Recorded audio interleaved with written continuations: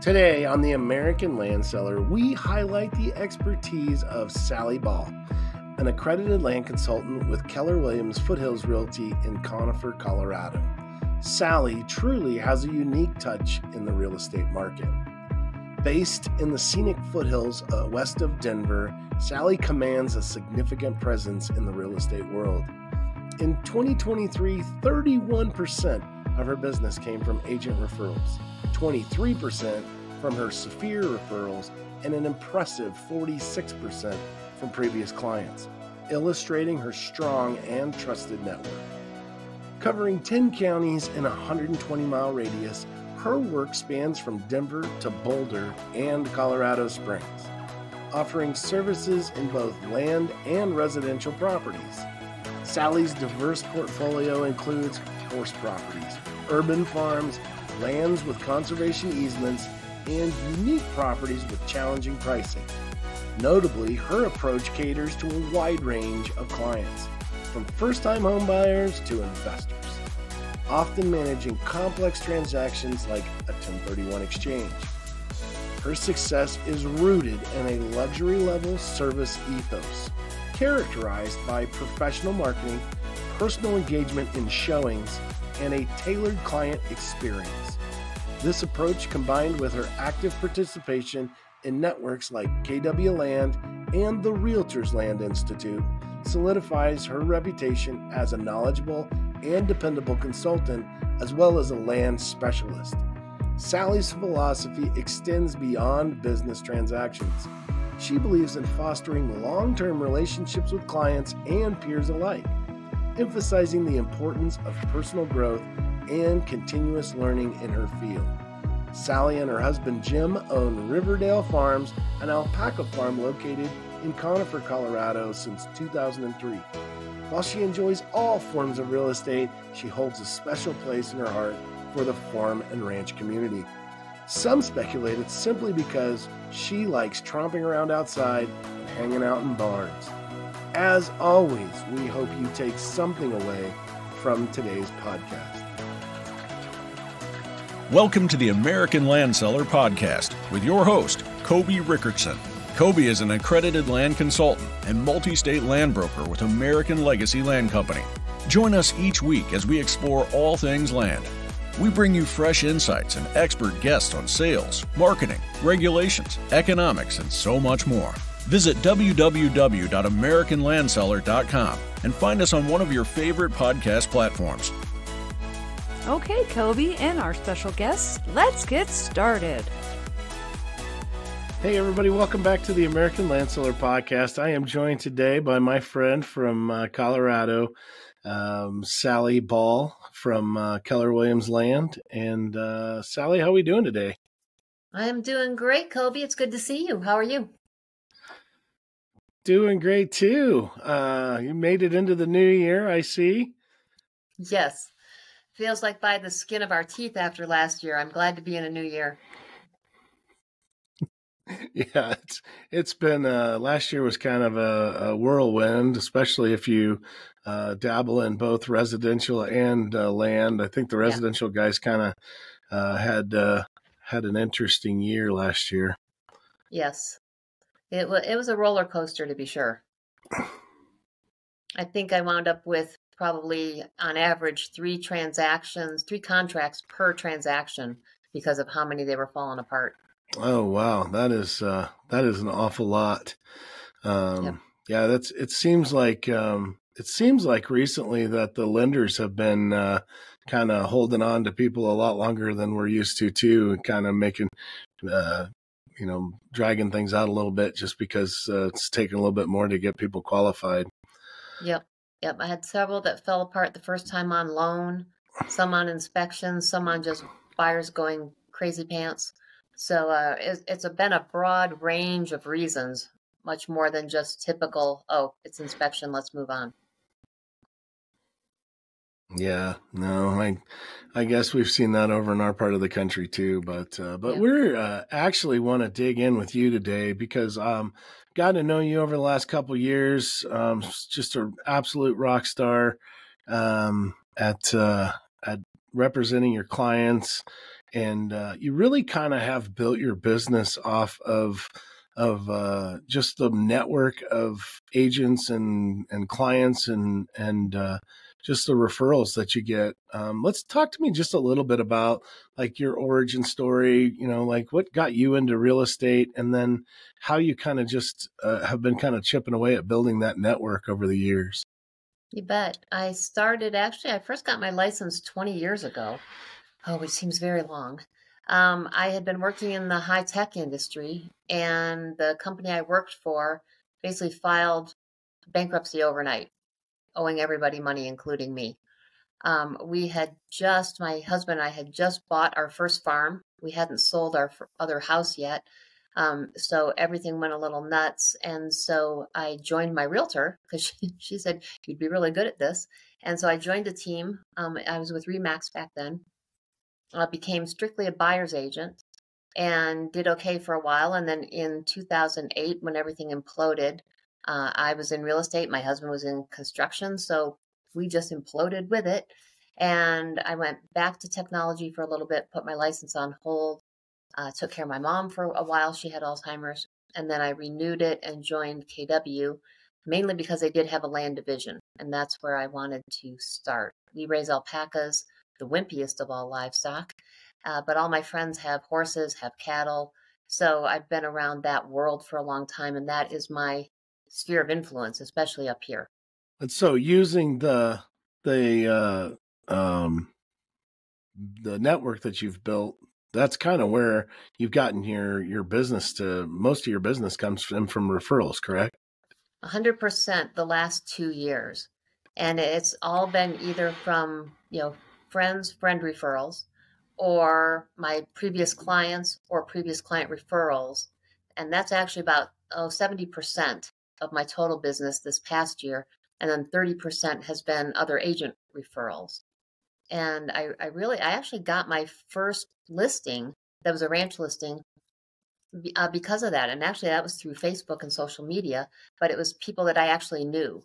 So it's all been I let everybody know that I was an agent. I was specializing in land, and made sure that everybody knew and that they continue to know I am an agent, even though I don't discuss it that much in social media, like every 5th or 6th post. But most of my posts are, cooking and the animals, just to stay top of mind. Yeah, that's the trick is I mean, and again, like I think that's where a lot of agents leave quite a bit of money out on the field, and quite a bit of listings and buyers out there, is by not using their social media, at least in the very least in their sphere. Yep. But definitely like keeping in touch with your past clients and that kind of stuff to remind people that, hey, if I'd love to help you and your friends, right? Yep. And with it's odd, most of my clients, if they're people that I didn't know, say they did come in as a referral from somebody else that I knew, the vast majority of them I actually do become friends with. And so I friend them on Instagram, or, we're connected there. I friend them on Facebook. We stay in touch a lot that way. I make calls, actual phone calls on a regular basis. And those are mainly care calls. And that really started a lot during COVID. And it was truly the call of just, how are you? How are you doing? What's going on in your life? And from there, they now understand I'm not just in it for their business, right? I really do care about what's going on in their life. But then they, without fail, will say, well, what's going on in the market? What's going on in real estate? I had one client, I'm so glad you called today. I was getting ready to call you because I'm ready to list my house. So it's always that if I get basically the intuition to call somebody, I do. But otherwise, I have a system within my previous clients, my whole database of the people that I need to call every month, the people I need to send a text message to every month, the people I send an actual greeting card to every month, and then interactions and activity within the social media. That's kind of the whole thing. Yeah, just and it's interesting that you brought up the different ways you're reaching out to people. It's not just like it's not just social media, it's Right. texting, it's genuinely you do become friends with your clients, but you also you have that the cards that you're sending out and all that stuff. how do you, like, if you're giving advice to an agent that's starting out in your office, like what's probably the most important, the top 3 things they need to be doing right off the bat to maybe start building that referral network? The first thing is get your database in order, ideally outside of your phone, have some kind of system. For a long time, mine was just in my phone. That's where everybody lived. I now have them in an actual system. But with that, then make sure every single person knows you're an agent, right? Don't be the secret agent. Otherwise, you come home and your neighbor has a for sale sign in their yard and it's not yours, right? And we've all had it happen. So make sure that everybody in your sphere that that everybody in your phone, everybody in your email, that they know that you're an agent. And then figure out what works for you, the best way to keep in touch with them more than once or twice a year, and more than just to say, hey, I'm a realtor, right? Once they know you're a realtor, you just want to stay top of mind so that if a friend of theirs, they may not be selling, right? But their friend says, hey, do you know a good agent? Make sure they know to give you give them your name. So that's the first thing. Make sure everybody knows. Second thing is if you are going to, so for example, if I work with a lot of new agents that do want to stay specialized in land in our office, and I give them the same advice that I got from Bill Davis when I started with KW and KW Land, was first join KW Land, join RLI, the Realtors Land Institute. Those 2 organizations are where you will get the vast majority of your knowledge that you need to educate yourself in how to do land, how to do water rights, how to do easements. We have so many weird things up here, wells, septics, all of that. Insurance is our new tricky thing up here, trying to actually get homeowners insurance. A lot of companies are dropping things up here. So there's such a vast majority of, or range of things that you need to know if you are going to do land up here, especially up here in the mountains, right? People say they want horse property. And so I ask, what kind of horses do you have? What do you do with them, right? Because trail riding is going to be different than that somebody wants to do hunter jumper, right? They're going to need different land for that. Or somebody that is doing barrel racing, right? Or any of those. I have, a lot of clients that do a lot of stuff with reining cow competitions. So all of those land uses are different, right? Up here, a lot of agents I run into will say, this is great horse property just because it's zoned for it, right? It's zoned for agricultural, so it must be good horse property. Well, out here we have horse property and we have goat property, and we have a lot more goat property than we do horse.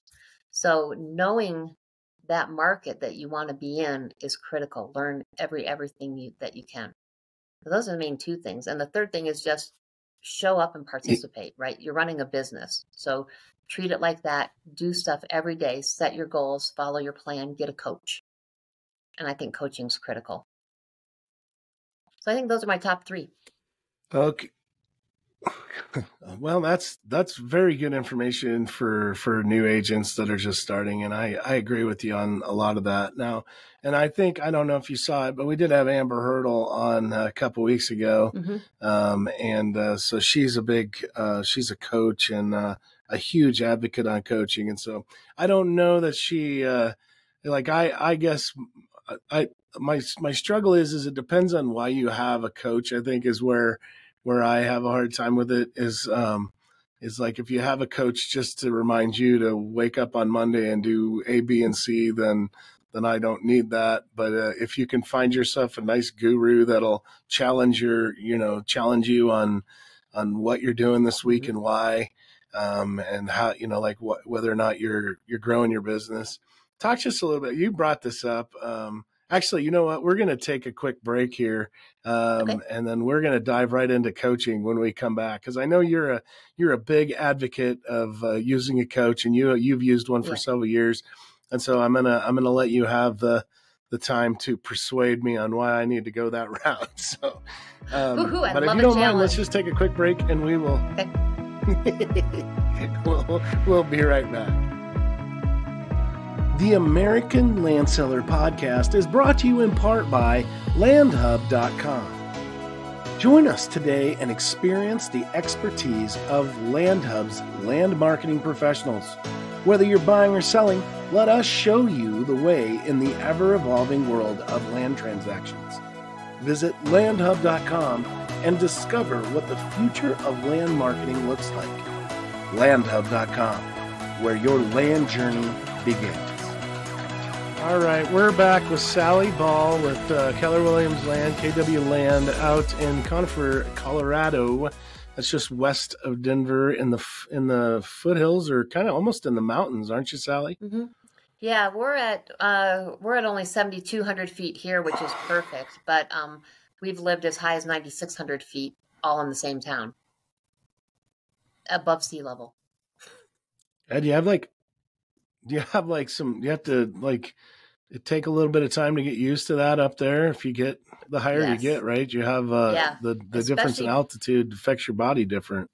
Yep, and people moving here from out of state, or even from in Denver up here, it can make a difference. Age can be a factor, but you want to take some time to get used to it. Drink a lot of water. You can buy oxygen at the gas stations here, so it's always available. But as I think I mentioned earlier, we raise alpacas. When we were at 9,600 feet, they just thought we were back in Peru. That was the deal. They liked it then. Yeah, it was very thin. All right, so let's get into this coaching thing. Again, I am not saying that I hate coaching or anything like that. Don't get me wrong, but I think a lot of what's out there, and especially the stuff that's like massively beating at realtors over like the constant emails and stuff like that. I think a lot of it is just helping people get organized and things like that. But I know that there's another facet to that. So Sally, just take us on your journey and talk to me about your experience with coaching, and kind of just let me know why I should have a coach. Okay.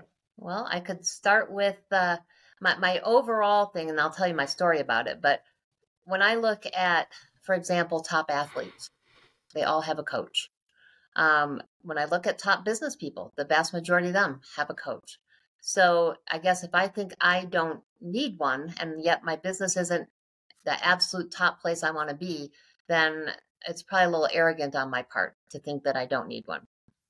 What happened to me personally, though, that was really more of a slam dunk, is back in 2018, so it hasn't been all that long ago. We had just bought where we live now, this home here. And I got all of a sudden into this mindset of this is too good to be true, right? I mean, it's a small home, but it's a perfect small home. It's on perfect acreage. We have a little pond. We have pasture, which is hard to get up here. So it was great. And I started thinking, this is too good to be true. And I actually took that to the next level where, oh my God, this is too good to be true. And I went straight back to 2008 and the recession when I was in real estate and things were too good to be true. And all of a sudden everything fell apart and we went through foreclosure. So I went straight to there in my head and my business dried up faster than I could blink. And so I started looking at what can I do? I mean, I've done personal development for decades. I know all of the tricks, all the things I should be doing, and yet I couldn't get myself out of that particular time. And we came really close to losing this house to foreclosure. It got that bad. So right about the time where I was getting pretty desperate, the coach in our office, KW has a productivity coaching program, but it's normally for new agents. So our coach, Jody Dolph, actually started what she called Fast Track to Cap. So it was one-on-one coaching designed to get you to your cap number first, so then you're at 100% commission. And so I thought, it certainly can't hurt. At that point, I needed the accountability because I was just in a big old funk. So I started coaching with her. We do weekly calls, Friday morning, 7:30. And that first year, my business tripled. And it wasn't just the accountability. It was actually, we came up with a plan, and we came up with a plan that works for me. So for example, I don't do cold calls, right? I don't go after business I don't know. And so how can I develop a system like the one I have now that is going to get me the business and attract more business because of that? So we put that in place. Since then, our first year, the conversation has really evolved. So it's not just about, did you make your calls today, or what did you do this week, et cetera, and the accountability, that's part of it. I'm certainly not going to call her on a Friday morning and say I didn't do squat this week, unless I intended not to do squat, right? I took the time off. But the accountability part is in there, but the bigger part of it is mindset. Where's my head at? Where am I at with my clients?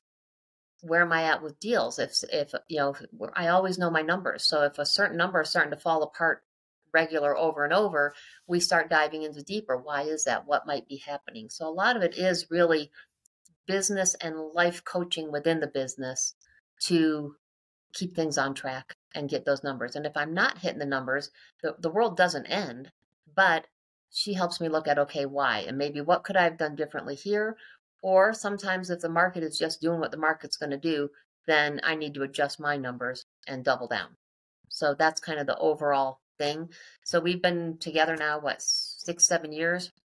And every year she'll say, do you want to go into a different coaching program? There's Brian Buffini, there's all kinds of things out there. There's MAPS coaching within KW. And every year I say, nope. Because until I'm not learning something from her in our conversations, I have no reason to go find another coach. So that's my story. Okay. So your coach is somebody that's in your office, that's something that your branch or your franchise or whatever they brought them in and created that. Is it another realtor, or is it just, is this somebody that's a professional coach? Nope. She is a realtor and in our office. And in fact, she and I have co-listed a couple things, and we've actually competed on listings for a couple things. But I've watched her evolve over the last several years, right? As much as I have. So when she started out new, we had different conversations than we do now, which we have a lot more depth, I'd say, in the last 5 years than we did the first 2 years. I'm the one, though, that pays her. So I pay out of my closings. She gets a percentage of that.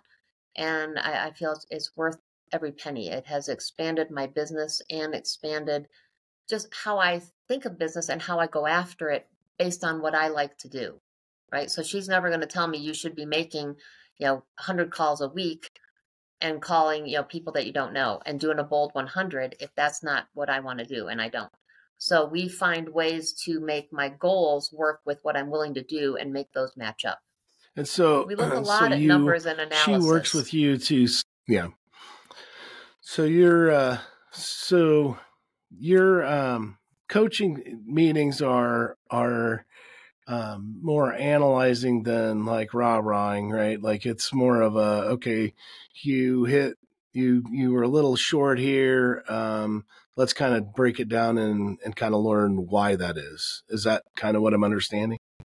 Yes. So we do, like I said, we do go over the numbers every week in terms of, so I calculated back, we always back into during goal planning time, which for us is in October. That's when we start planning the goals for the following year. So this year in October, going off what my goals are for the year, I need to be basically contacting or in touch with 9 people a day, which isn't really a lot when you think about it. It's pretty awesome. Gives me plenty of time then to still do my regular business, but that's just for lead gen. So I determine who am I going to call live, who am I going to email, who am I going to send a card to, etc. But those numbers came out of knowing my past numbers and my averages, right? So I know my average sales amount, my average, all the things from how many appointments do I need to get somebody a listing agreement signed, to getting that under contract, to getting it closed. And so each one of those steps along the way are areas that we look at throughout the whole year and can say, whoop, I've had a ton of appointments, but for some reason I'm not getting listing appointments. Well, in this past year, there was a big delta there because a lot of them were buyers that are more long-term. I also have like a 3-year-long pipeline. So somebody that I talked to today that wants to sell in 3 years isn't necessarily, I'm not going to have them sign a listing agreement at this point. I'm just going to stay in touch with them and make sure that they see the value that I bring them. So we have those conversations, as well as if I'm having the conversations but not getting appointments, what does that conversation look like? right? Or if I've got the listing agreement signed or the buyer agreement signed, but we're not getting under contract. Why is that? If we're under contract and we're not getting it closed, why is that? So all of that happens and gets looked at in depth throughout the year so that things can be adjusted as needed. That's actually very very cool the way that you're telling me about it. I mean, like like I said, the way that I kind of have seen in our industry, as well as I do, how many emails and phone calls and everybody wants to coach me, like that. And so it's, kind of like, kind of get the feeling it's more so like, did you get up? Did you do the, like that kind of a thing. Whereas I like the fact that you're doing an analysis, that's, and again, like, like I never thought about that before either. Like you do your 9 calls a day and, for 1 week, you only got 1 appointment, and that's not kind of what the system's built to do for you, to be able to, dissect that and figure out why isn't that happening. So that's actually, okay, you got me on that. So that's, I can see the benefit of the way you're doing it.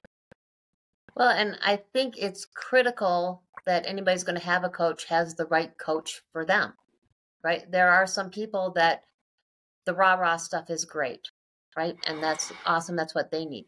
There is some stuff that people that they need a very specific plan of, I need to do this, and here's how it needs to happen and when it needs to happen and all of that. And it's very regimented. And so that's a different type of coach. So it really is, I think, important to get the coaching that resonates with you. Jody she's also a soccer coach. She's very sports oriented. And so this year she took on Coach Prime was her whole approach. And so it works for me as well. I like those analogies. I can follow them well, etc. We talk about, what books are you reading right now? What are you getting out of that? So, I mean, we have just amazing conversation that elevates everything. Okay. Well, that's very cool. So, you know what? I think maybe you're persuading me. Maybe, if we get out to Louisville here in a couple weeks, maybe, over a cocktail, we can get me figured out whether or not I need a coach or not. But I'm more open to it today than thanks to you and Amber Hurdle. I am more open to being coached. I probably don't know. I'd feel bad for whatever person decided to coach me because I'm a little bit independent, but let's take another break. And you got a third segment in you. You got time for one more? Absolutely. All right. We will be right back. The American Land Seller Podcast is brought to you in part by American Legacy Land Company. At American Legacy, our seasoned agents set us apart, providing unmatched service with a personal touch that goes beyond expectations. With a wealth of market knowledge and a diverse portfolio, including farms, ranches, development lands, and recreational properties, we forge lasting connections with clients through honesty, integrity, and transparency. Visit us at AmericanLegacyLandCo.com and find the land that defines your legacy. Hey, we're back here with Sally Ball from KW Land in Conifer, Colorado. I don't know why I keep wanting to say California, Sally. That's not where you're at. No, you take Enough that said back. on that one. But we started out talking about referrals, and that's really the focus of what I got you off on a sidetrack talking about coaching there, and it was really good though. And I think that there's a lot of stuff that a lot of people will take away from that segment on coaching. But let's get back into the referrals. We talked a lot about how you built your sphere of referrals from your clients, your past clients, and using your social media and like a little bit on that. But realistically, that's not just where it ends for you. You also have built quite a referral network of other agents, both locally and kind of nationally and globally. Speak just a little bit about How does that work? I know we've done a few, or we tried to do a couple of things, but like how do you identify or get your message across to other agents that might think, hey, she's competing with me, and I really don't want to have anything to do with her? How do you get their guard down to work with you? I think if you start close in and branch out from there. So initially, we have a team meeting twice a month, one in our Conifer office, one in our Evergreen office for within the brokerage. So if you look at your own brokerage, right, unless you're totally independent all by yourself, and we come back to that. But if you're working with a group of people in the same kind of area, you likely have residential agents. You might have some additional land agents. I mean, I have Bill Davis in my my office, and he's pretty well known. And he's been my mentor all these years. But the vast majority of agents in our office are, while they're mountain savvy, they're still considered themselves more residential. So I head up our KW land division for our local office. So every month in those meetings, I'm up in front of the group saying either something new about land, giving them a tip about land. We've talked about all aspects of it. And part of it is to help educate them, but part of it is to also help them realize they may not have the competency to do some of these properties. So that if they now run into a listing, and this is a great one that I'm doing right now, the top two agents in our office, the volume they do is absurd for the two of them. It's a married couple. They head up our luxury division, and Shad and Claudine Phillips. And they're amazing. And they wound up, because of their social media presence, she is the queen of Instagram. She's so good. 162-acre ranch down in Boulder. It's fully conserved, so it's got a conservation easement on the entire thing.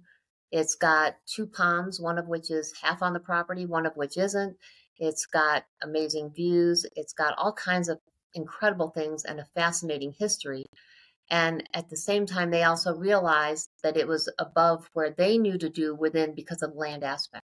They were great with the home, right? Even the barn is a luxury barn. Their marketing skills are phenomenal, but to get into pricing, value, and selling the property to those right buyers, right? So I do all the showings, et cetera. They brought me in and asked me to co-list, which has been a blast. And we've had so much fun. And it's because they see me month in, month out for all these years, and they know that I'm willing to be a team player and that I'm willing to take on this kind of business rather than saying, why don't you just refer it to me? It's let's work this together as a partnership. And it's a $10 million property. So there's plenty for everybody there. So within the office, I've had several co-listings because of that kind of presence in the office over the last several years. At the same time, then branching out regionally. So in Denver, I've joined some Facebook groups that are agent related and that are not land related. And so as of this year, I'm on the board, but the knowledge and depth in that group is unbelievable. And it also gives me a referral base throughout our whole state. So we're not that big of a state geographically, but we have counties that get just so nuts that I know I have no business going into that county to do business unless I want to actually learn those playground rules. And a lot of them I don't, right? So for example, Durango is, it's about a 5-hour, 6-hour drive from here. And it's got county rules that I'm just not up on. And that's not where I want to spend my time. So I have Justin Osborne down there, past president of ours. And anybody in RLI is probably familiar with him as well, too. He's one of the great instructor.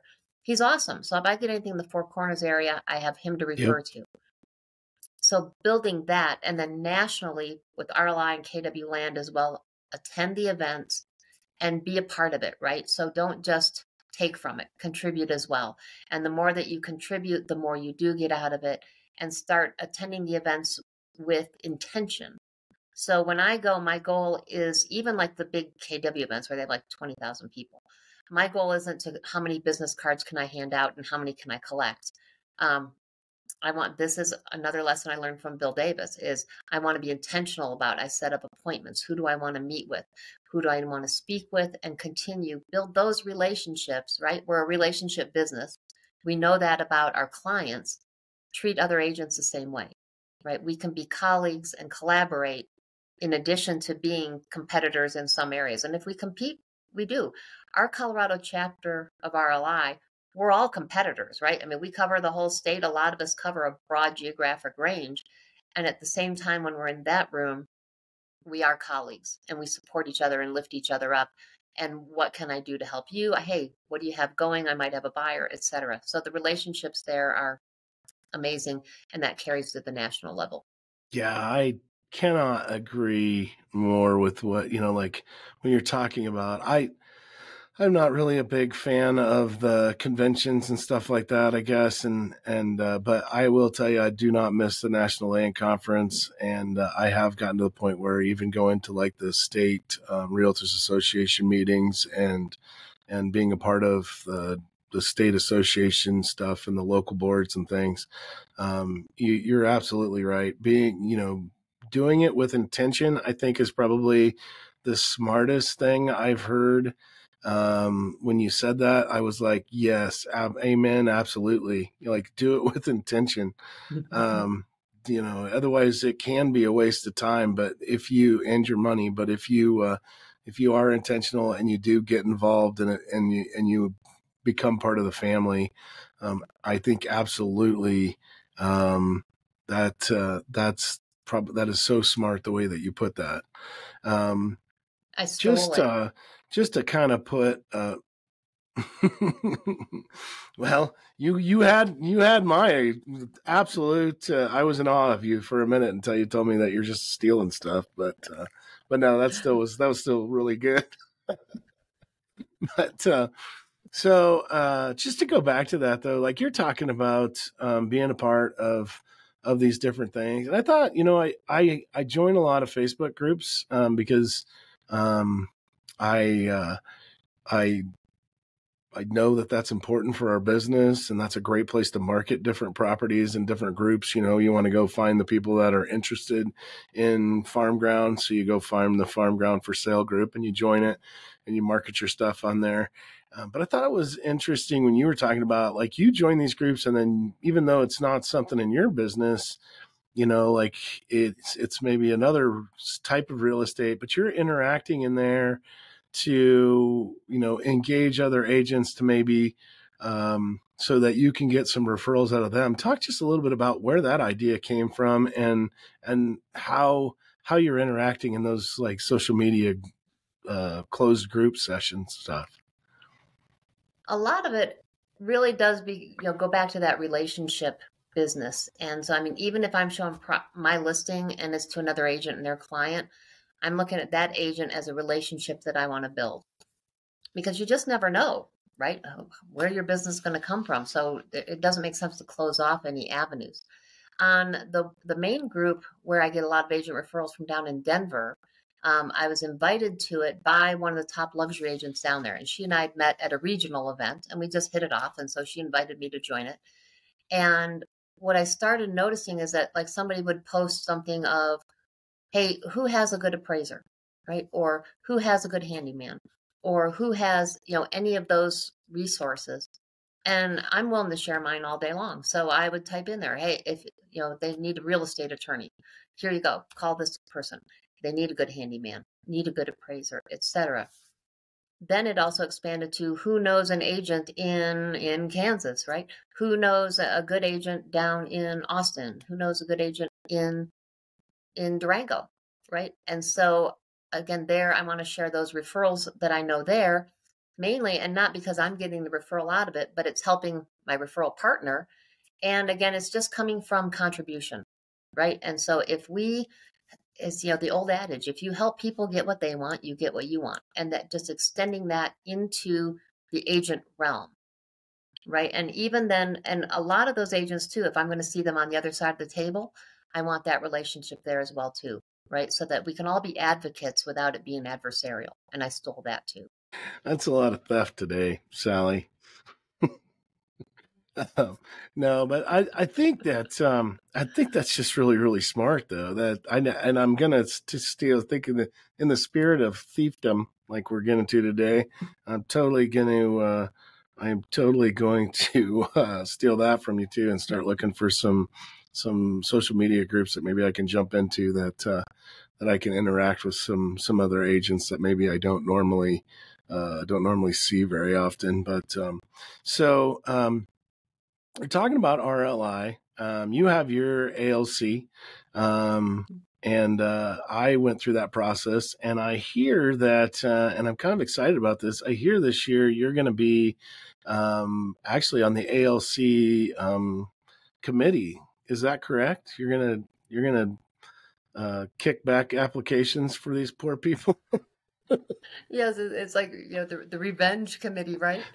Yeah, because getting my LC was not a graceful process by any means, and part of it is our challenge in Colorado because we have a lot of overdeveloped land. We have, not as big of land tracts as say, I look at what Texas, they have thousands of acres, and my average one is usually a 35-acre horse property with a big ass house on it.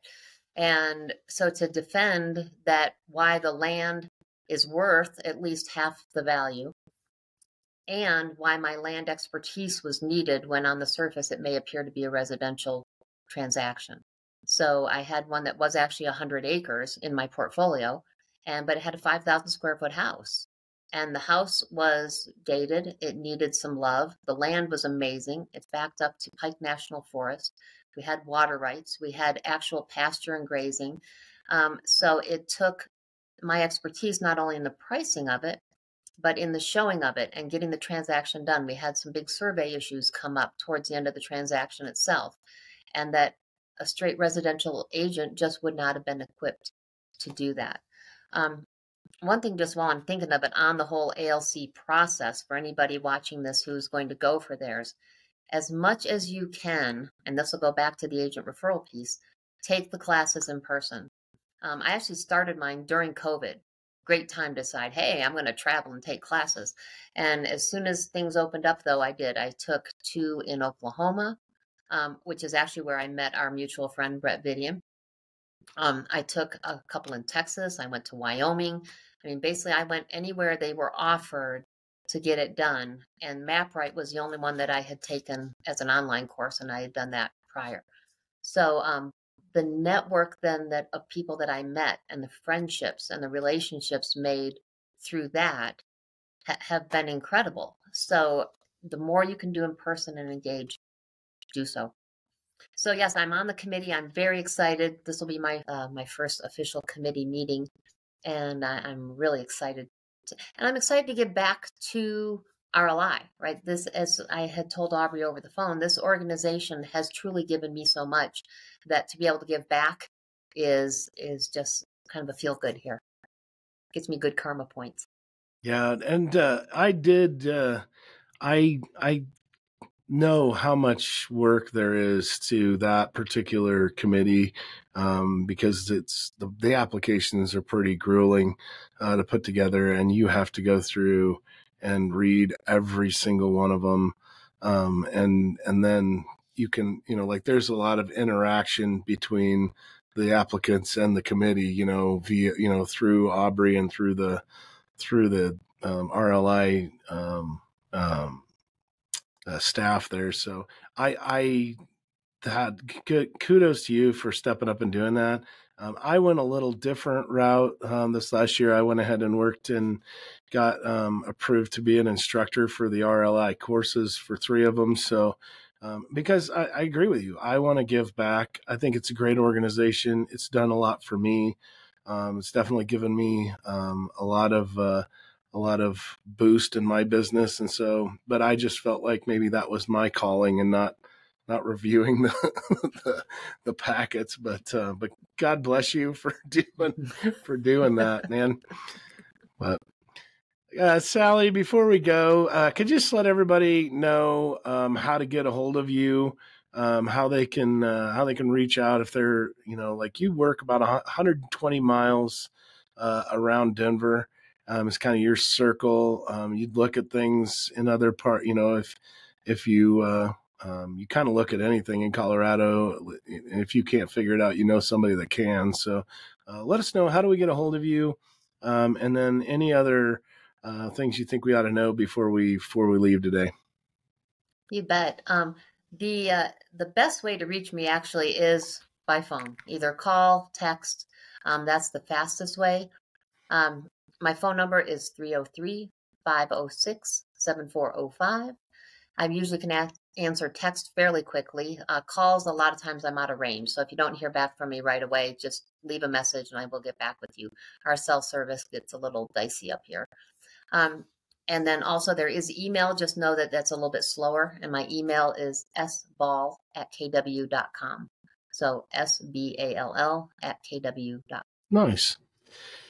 And, well, I appreciate you taking the time today, Sally. And I mean, I think that this is probably one of the more important ones, at least for agents out there, because I think we spend an awful lot of time working our tails off trying to market and get ourselves in front of people. And we probably, as a group, do not spend nearly as much time trying to segue friendships and get ourselves a good referral business going, and so I do appreciate your insight today. And I always look forward to visiting with you, and I can't wait to see you here in a couple weeks out in Louisville. It'll be a good time, I'm pretty sure. I think it will, and I'm pretty sure we have to have dinner. That's kind of mandatory now, right? I think you're right. I think that is a must. So, all right, Sally. Well, thank you very much, and everybody else. We will see you all down the road. As we wrap up another episode of the American Land Seller Podcast, thank you for joining us. Visit www.americanlandseller.com and find us on one of your favorite podcast platforms. If you would be so kind and you enjoyed today's insights, please like, subscribe, rate, follow, and review us on whatever app you are listening or watching on. Connect with us on social media for updates. Until next week, Kobe wishes you success in your land endeavors. God bless you and have a great week. The American Land Seller Podcast is brought to you in part by LandHub.com. At LandHub, we're revolutionizing land transactions by effectively connecting buyers and sellers. Say goodbye to the struggle of finding or marketing land for sale. We understand the power of new media marketing, leveraging social media, and targeted ads to bring together the ideal audience for all property types. LandHub.com, where your land journey begins. And American Legacy Land Company. At American Legacy, we redefine excellence in real estate. Explore our top quality offerings featuring farms, ranches, recreational properties, and even development projects spanning 10 Midwest states. Visit us at AmericanLegacyLandCo.com for a premium experience that aligns with your land ownership goals. Whether you're looking at buying or selling, we're dedicated to helping you find the land that defines your legacy.